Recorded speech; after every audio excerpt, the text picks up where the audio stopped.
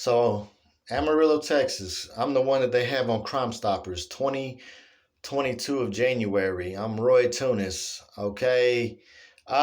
Just a long story short, the cops they railroaded me. The prosecutor railroaded me. A court-appointed attorney named James Ethan Murphy railroaded me. If any of you people out here, your loved ones are in Parker County or Randall, do not trust this man. 2021, they came to my home in Arkansas where I've lived for 8 years. I'm from Amarillo. And they said this girl writes a statement saying that we had sex in 2002 and I was 20 and she was 16. Well, it turns out that, that's not the truth. And, the prosecutor, Robert Love, he overlooks this statement she writes. And 2021, she pops up as a mutual friend. I sent her a message. I sent her a reminder. I was like, I remember we messed around. You know how sometimes you might just see someone you had hung out with back in the day. So her boyfriend gets mad. She takes the messages down to the APD, and then they take it up to the state prosecutor. And he assumes that because I said I met her around 1999, which I didn't know this girl's birth date. I didn't know anything about her until I got this court-appointed attorney I thought was going to help me. And at that given time, because it's been so long ago, but I know that she was above age because she went into the store and bought cigarettes. And it turns out that, they're trying to get me to plead guilty to this. At first, the lawyer says she wrote a statement saying she was 15. Then she wrote a statement saying she was 16. And one time my lawyer said she was being really nice to you. She could have said she was 13 and then you'd be looking at 5 to 90. So what do you really have on me? There's no DNA, no rape kit. And he says it's just her word against yours.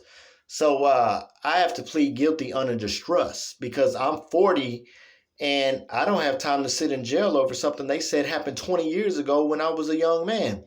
And I couldn't bond out. I had no money for a lawyer, 30 grand for a real attorney. And I take the plea bargain and they make it sound all good. You're going to go to Arkansas. It's deferral probation. It'll be off your record.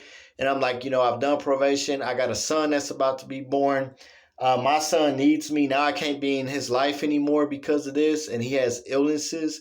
So I wait 45 days on the interstate compact. I was homeless for 3 days. My father brought my car up here to Amarillo. I slept in my vehicle, and then 90 days I've been free since October the 29th of 2021. And when I finally get to Arkansas, they tell me I wasn't approved because my house is 940 feet from a miniature football field they barely even use in my community, and I have to be 1,000 feet away. So, I write the judge, Daniel Chap, 47th District. I asked these people to waive it. I called the district attorney, Robert Love. I called this attorney for 28 days. No one pays attention to me, and then they're like, you need to come back to Amarillo. I said, well, what do you want me to do? Just continue sleeping in my car? I've been free 90 days. That wasn't the deal. So I said, nah, I'm not just going to come back like that, man. And then I think about it. I need to get back. And then my car breaks down. And then they throw me all over this fugitive thing. I gave the attorney, James Ethan Murphy, evidence. I went down to the Santa Fe building. My registration to my vehicle shows when I owned the vehicle. And I told him, no, she was above age. It turns out that I was 21 years old and she was 17. They were 4 years apart.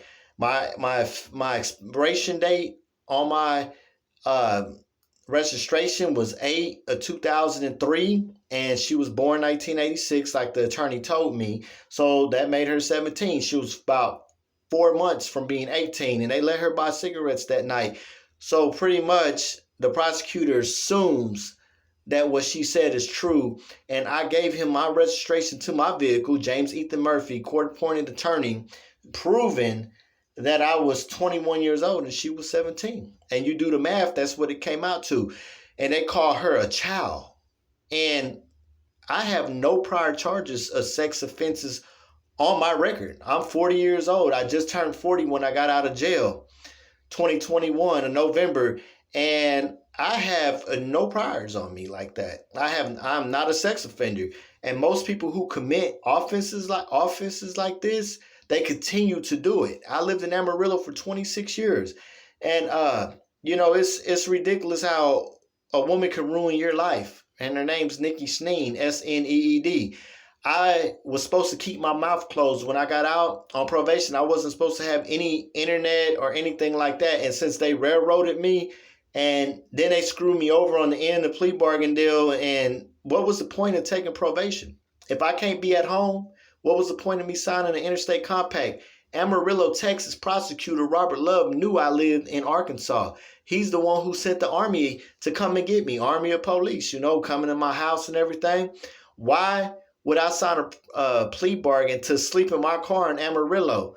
What I feel is when they put you on probation, maybe they should start seeing if you're going to be available to live where you're at before they go through with these bogus charges. And not just that, my charge should have been dropped. When I gave him the proof and evidence, I even wrote Daniel Chap, 47th District. No one paid attention. So if I end up in jail here in the next couple months, y'all could write me, whatever. Maybe if y'all can help me out with a little bit of money. But I'm an innocent man going down for a crime that I didn't do 20 years ago.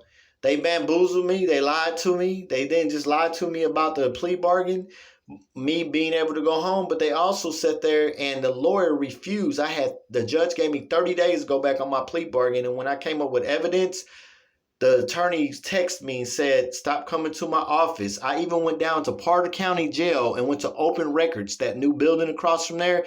And I got papers. I was even locked up around the month and the timing that this girl said this happened. And the attorney said, oh, well, she doesn't have to be accurate about her age or the timing. She just has to be within.